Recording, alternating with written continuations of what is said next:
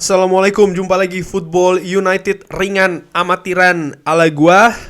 Selamat pagi waktu Indonesia ya. Mudah-mudahan sudah pada sholat subuh semua. Kali ini gua mau news update aja nih, sudah cukup lama ya nggak pernah news update. Langsung aja kabar pertama langsung gua ambil nih dari Twitternya Fabrizio Romano yang mengabarkan kalau mantan manajernya dari New York Red Bulls, Chris Armas, ini akan bergabung dengan Manchester United. Jadi Chris Armas ini adalah seorang Amerika ya, berkebangsaan Amerika dari Red Bull New York, akan masuk sebagai salah satu coaching staff dari Ralf Rangnick. Menurut Fabrizio Romano, Chris Armas ini akan menggantikan posisi dari Michael Carrick. Jadi kan memang staf kepelatihannya siapa namanya nih, Ralf Rangnick ini kan kurang satu karena Michael Carrick kan sudah caps nih, ternyata diganti oleh seorang Chris Armas.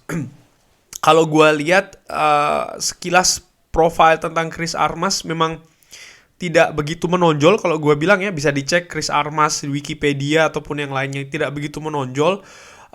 Cuman menurut gue perekrutannya ini dalam tanda kutip perekrutan masuk akal karena ada dua alasan. Nomor satu, tentu saja Ralf Rangnick ini mencari orang ya untuk mengganti posisi dari seorang Michael Carrick. Nomor dua adalah ya diambil dari Red Bull Group, which is kan memang Ralf Rangnick sebelumnya dia bekerja cukup lama ya, sebelum dia ke Lokomotiv Moskow dia kan bekerja cukup lama di Red Bull Group. Jadi mungkin koneksinya sudah cukup lebar di sana ya.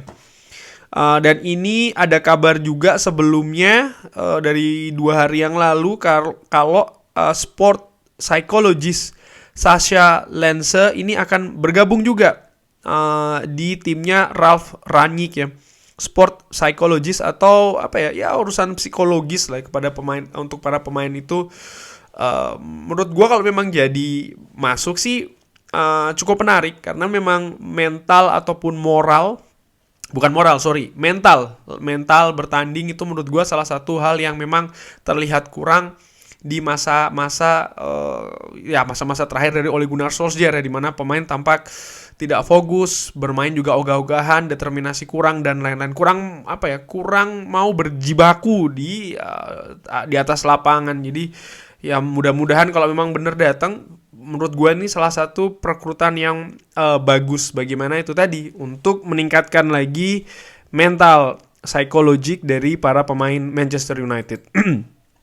Ada kabar lagi, gue ambil dari Twitter kali ini ya, @manunitedzone. Kalau dikabarkan dari apa nih, Fabrizio Romano juga dari CBSS Sport Golazo ini, kalau status dari Paul Pogba ini tidak menentu, masih belum pasti karena dia masih cedera, nomor satu. Nomor dua, ya ini benar-benar tergantung bagaimana performa Paul Pogba di tangan Ralf Rangnick ini ya, pengamatan Ralf Rangnick sebelum nantinya ya mungkin ada diskusi lebih lanjut. Tapi yang jelas tawaran dari Paul Pogba ini sudah ada sejak bulan Juli, luar biasa ya, dari bulan Juli sampai dengan saat ini di bulan Desember ini belum ada keputusan sama sekali dari Paul Pogba. Dan kembali lagi gue ulangi, menurut perkiraan gue, bisa salah bisa benar, tapi menurut perkiraan gue seorang Paul Pogba ini akan lepas secara gratisan nanti di musim panas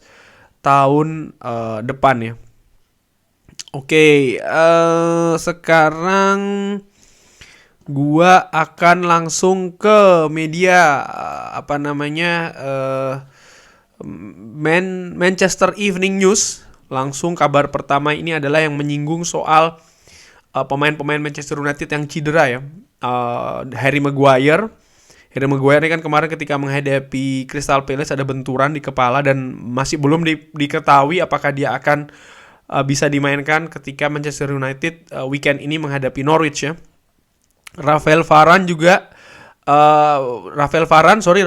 Edison Cavani ada kemungkinan bisa dimainkan menghadapi Norwich. Tentunya masih harus diakses lagi atau dilihat kondisi terakhirnya sebelum tanding melawan Norwich. Sementara Luke Shaw masih belum bisa. Paul Pogba pun juga masih belum bisa. Anthony Martial, Jesse Lingard, Aaron Wan-Bissaka, ketiga pemain ini juga masih diragukan untuk menghadapi Norwich. Sekarang berita soal ya gosip-gosip aja kali ya. Sekali lagi nih, gue hanya menyampaikan berita, percaya atau tidaknya gue serahkan kepada teman-teman di rumah sekalian ya. Dimulai dari kabar bahwa Juventus ini dari Tutto Sport ya meminati untuk mengambil Edison Cavani di bulan Januari bahkan. Wow, seperti kita ketahui Edison Cavani ini kan habis kontraknya musim panas tahun depan ya. Tapi ternyata Juventus ini dengan keadaan yang seperti ini mengincar supaya bisa mendatangkan Edison Cavani ini di bulan Januari. Menarik sih kalau menurut gua ringan amatiran. Ya mendingan jangan dulu ya, karena belum tentu juga kan kita ada gantinya. Jadi untuk kedalaman squad menurut gua sih cukup penting ya Edison Cavani. Dan juga memang dia betul injury prone atau rawan cedera. Tapi setiap kali Edison Cavani ini bermain, gua tuh melihat ada excitement di sana. Dia daya juangnya cukup oke, skill juga masih ada, pergerakan juga oke, finishing juga iya. Cuman itu tadi sih, memang dia ini sangat rawan cedera. Greenwood sudah bisa kembali, ini merupakan kabar besar karena ya sebelumnya kan sempat COVID dia ya. Lalu Manchester United name as club interested in Darwin Núñez. Dikabarkan dari Daily Star kalau Manchester United ini meminati striker Benfica Darwin Núñez. Ringan amatiran kalau menurut gue sih kabar ini kayaknya tidak betul ya, tidak bisa dipercaya, bukan tidak betul, tidak bisa dipercaya. Kabar lainnya, wah ini dari El Nacional. Kalau Manchester United ini dikabarkan tidak tertarik untuk mendatangkan Philippe Coutinho, tapi lebih tertarik untuk mendatangkan Frenkie de Jong. Dikabarkan oleh El Nacional. Kabar ini menguat karena memang Barcelona ini punya kesulitan finansial, dan salah satu cara atau solusi meringankan financial issue atau problem atau trouble di Barcelona ini adalah dengan melepas sejumlah pemainnya. Dan Manchester United dikabarkan El Nacional ini mengincar seorang Frenkie de Jong. Ada kabar juga kalau dari Mundo Deportivo via Sport Witness ini kalau Dembele ya, Ousmane Dembele ini kembali masuk radar. Cuman kalau menurut gue sih ini kayaknya tidak ya, dan kalaupun iya juga gue harapin tidak terjadi. Simple karena Ousmane Dembele ini sangat-sangat rawan cedera ya, dan menurut gue ya kita butuh pemain yang ready, kalaupun pemain bintang juga yang ya tidak jarang cedera lah ya. Lalu ini dikabarkan oleh Manchester Evening News kalau Manchester United ini mengincar 3 pemain yang bisa digunakan untuk memperkuat lini tengah Ralf Rangnick. 3 pemain itu adalah, salah satunya nanti yang akan direkrut ya, tapi yang diincar nih salah satu di antara 3 ini adalah Declan Rice, Calvin Phillips, dan juga nama baru ini adalah John McGinn, pemainnya Aston Villa. Berusia 27 tahun. Dikabarkan ini bisa dilepas di kisaran harga 50 juta pounds. Oke, ini ada, vote your fans player of the year. Ya, ini diadakan oleh Manchester Evening News. Fans player of the year. Ini ada 4 kandidatnya. Mason Greenwood, Luke Shaw, Bruno Fernandes, atau David De Gea. Silahkan yang mau ikutan votingnya bisa ikut di Manchester Evening News. Ada kabar dari Owen Hargreaves back sport. Ya ini dari gue simpulkan aja, Owen Hargreaves ini memberikan komentar soal Paul Pogba.